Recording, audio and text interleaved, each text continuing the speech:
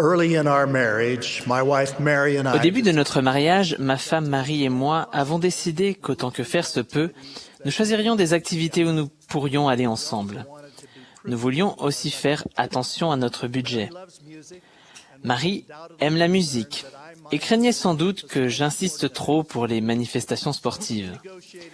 Elle a donc négocié pour que lorsque les manifestations étaient payantes, nous choisissions 2 comédies musicales, opéras ou activités culturelles pour un match payant. Au départ, j'étais hostile à l'élément opéra, mais avec le temps, j'ai changé d'avis. J'ai particulièrement appris à aimer les opéras de Giuseppe Verdi. Le bicentenaire de sa naissance aura lieu cette semaine. La curiosité de Verdi fut aiguisée dans sa jeunesse par le prophète Jérémie, et en 1842, à 28 ans, l'opéra Nabucco, le diminutif italien de Nebuchadnezzar, roi de Babylone, lui fit atteindre la célébrité. Cet opéra contient des notions tirées du livre et des Lamentations de Jérémie, ainsi que des psaumes dans l'Ancien Testament. Il parle de la conquête de Jérusalem, ainsi que de la captivité des Juifs et de leur servitude. Le psaume 137 a inspiré Verdi pour le touchant et inspirant Chœur des esclaves hébreux. Dans la Bible du roi Jacques, l'entête de ce psaume est très théâtrale. Je cite, « Pendant qu'ils étaient en captivité, les Juifs pleurèrent sur les bords des fleuves de Babylone. À cause de leur chagrin, ils ne pouvaient supporter de chanter les cantiques de Sion. » Mon but est de passer en revue plusieurs formes de servitude et d'assujettissement. Je vais comparer certaines situations de notre époque à celles de l'époque de Jérémie avant la chute de Jérusalem. J'adresse cette voix d'avertissement, reconnaissant que la plupart des membres de l'Église évitent fidèlement le comportement qui a tellement offensé le Seigneur à l'époque de Jérémie. Les prophéties et les lamentations de Jérémie sont importantes pour les saints des derniers jours. Jérémie et la Jérusalem de son époque constituent la toile de fond des premiers chapitres du livre de Mormon. Jérémie était contemporain du prophète Léhi. Le Seigneur fit connaître sa préordination à Jérémie de façon imagée. « Avant que je t'eusse formé dans le ventre de ta mère, je te connaissais, et avant que tu fusses sorti de son sein, je t'avais consacré, je t'avais établi prophète des nations. » Léhi reçut une mission, une tâche et un appel différents de la part du Seigneur. Il ne fut pas appelé dans sa jeunesse, mais dans sa maturité. À l'origine, sa voix fut une voix d'avertissement, mais après qu'il eut fidèlement proclamé le même message que Jérémie, le Seigneur lui commanda de partir dans le désert avec sa famille. Ce faisant, Léhi apporta des bénédictions non seulement à sa famille, mais aussi à tout le monde. Au cours des années qui précèdent la destruction de Jérusalem, les messages donnés par le Seigneur à Jérémie sont effrayants. Il dit « Mon peuple a changé sa gloire contre ce qui n'est d'aucun secours. Ils m'ont abandonné, moi qui suis la source d'eau vive, pour se creuser des citernes crevassées qui ne retiennent pas l'eau. » En parlant des calamités qui s'abattraient sur les habitants de Jérusalem, le Seigneur dit en se lamentant « Pour eux, la moisson est passée, l'été est fini, et ils ne sont pas sauvés. » Dieu a voulu que les hommes et les femmes soient libres de choisir entre le bien et le mal.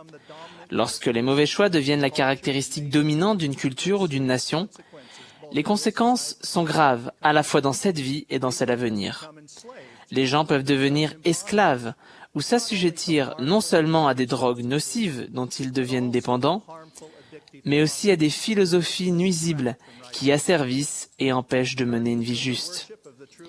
Quand on se détourne du Dieu vrai vivant, que l'on adore de faux dieux comme la richesse et la célébrité, et que l'on se livre à une conduite immorale et impie, on est entraîné dans la servitude, dans toutes ces manifestations insidieuses, notamment la servitude spirituelle, physique et intellectuelle, et parfois la destruction.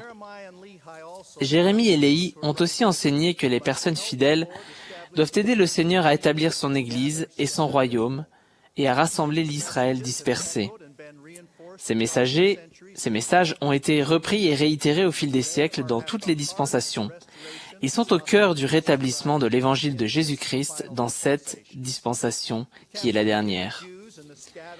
La captivité des Juifs et la dispersion des tribus d'Israël notamment des 10 tribus, sont des facteurs doctrinaux importants du rétablissement de l'Évangile. Les 10 tribus perdues constituaient le royaume d'Israël au nord. Elles furent emmenées en captivité en Assyrie en 721 avant Jésus-Christ. Elles s'en allèrent dans les pays du nord. Notre 10e article de foi dit « Nous croyons au rassemblement littéral d'Israël et au rétablissement des 10 tribus. Nous croyons également que dans l'alliance que le Seigneur a faite avec Abraham, non seulement la postérité d'Abraham sera bénie, mais aussi tous les peuples de la terre. Comme Russell M. Nelson l'a déclaré, le rassemblement n'est pas une question d'endroit, c'est une question d'engagement personnel. Les gens peuvent être amenés à connaître le Seigneur sans quitter leur pays natal. Notre doctrine est claire. Le Seigneur dispersa et affligea les 12 tribus d'Israël à cause de leur injustice et de leur rébellion. Il utilisa cependant aussi cette dispersion de son peuple élu parmi les autres nations du monde pour bénir celles-ci. Cette période tragique nous apprend des leçons précieuses. Nous devons faire tout notre possible pour éviter le péché et la rébellion qui mènent à la servitude. Nous savons aussi qu'il est indispensable de mener une vie vertueuse pour aider le Seigneur au rassemblement de tous ses élus et au rassemblement littéral d'Israël. La servitude, l'assujettissement, la dépendance et l'esclavage surviennent de nombreuses manières.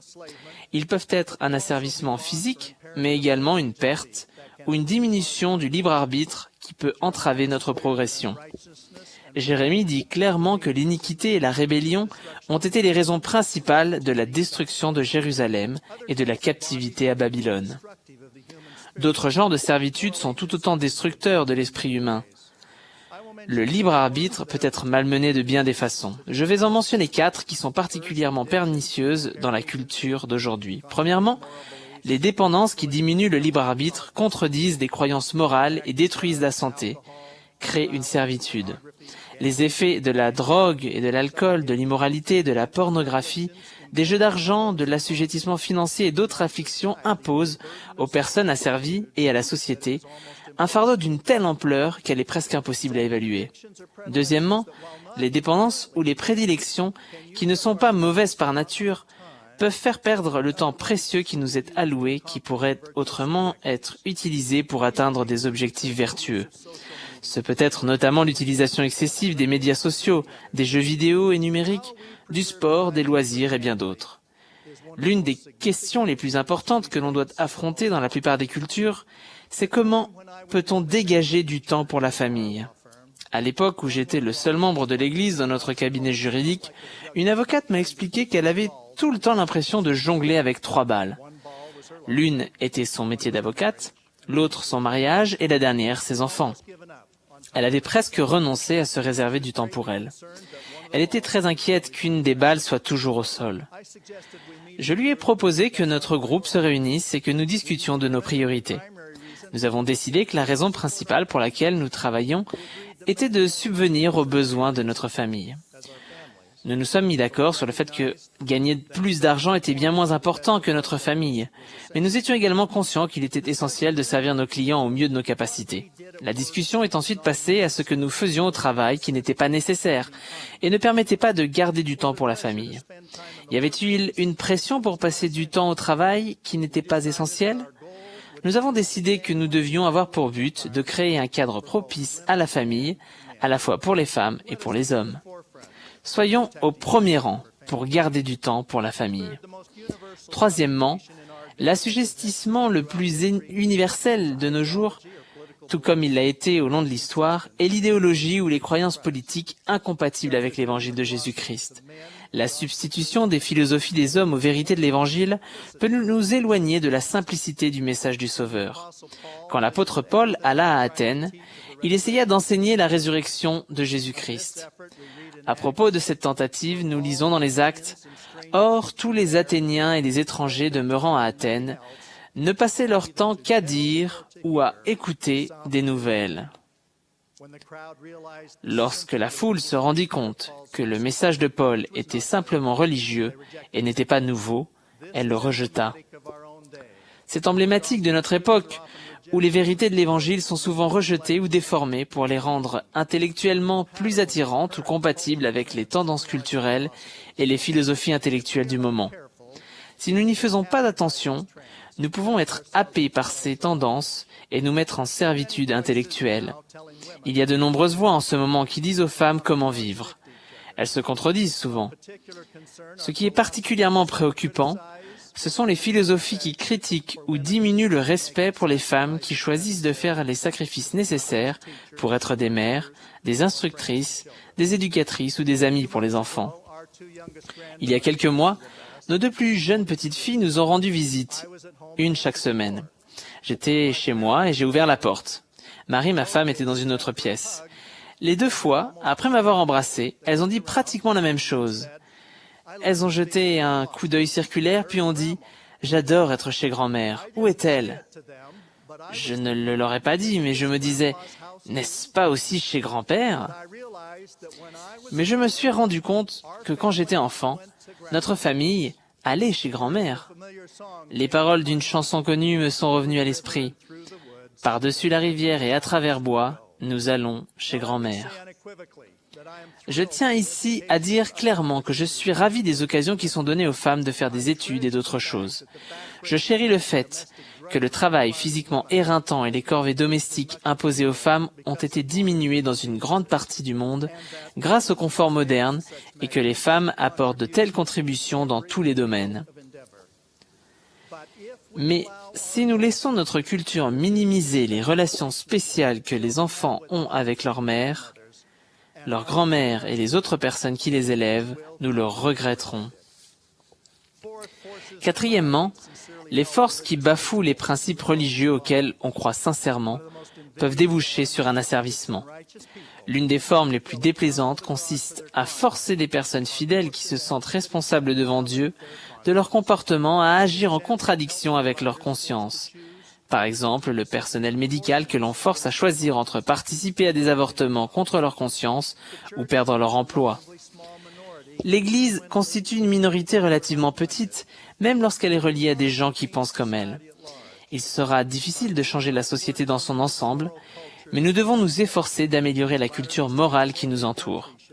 Les saints des derniers jours de chaque pays doivent être de bons citoyens, participer à la vie publique, se tenir au courant des problèmes et voter. Cependant, notre priorité doit toujours être de faire les sacrifices nécessaires pour protéger notre famille et la génération montante. La grande majorité des jeunes ne sont pas encore asservis à des dépendances graves ou à des idéologies fausses. Nous devons aider à les vacciner contre un monde qui ressemble beaucoup à la Jérusalem que Léhi et Jérémie ont connue. De plus, nous devons les préparer à contracter et respecter des alliances sacrées et à être les principaux émissaires pour aider le Seigneur à établir son Église et à rassembler Israël dispersé et les élus du Seigneur où qu'ils se trouvent. Comme il est dit dans les Doctrines et Alliances, les justes seront rassemblés d'entre toutes les nations et viendront en Sion avec des chants de joie éternelle. Notre défi consiste à éviter toute forme de servitude, à aider le Seigneur à rassembler ses élus et à faire des sacrifices pour la génération montante. Nous devons toujours nous souvenir que nous ne nous sauvons pas nous-mêmes. Nous sommes libérés par l'amour, la grâce et le sacrifice expiatoire du Sauveur. Lorsque la famille de Léhi s'est enfuie, elle a été guidée par la lumière du Seigneur.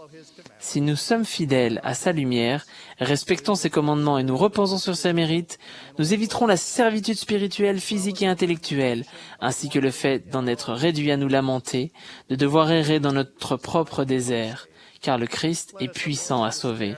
Évitons le désespoir et la douleur de ceux qui se trouvent en captivité et ne peuvent plus supporter de chanter les cantiques de Sion. Au nom de Jésus-Christ, Amen.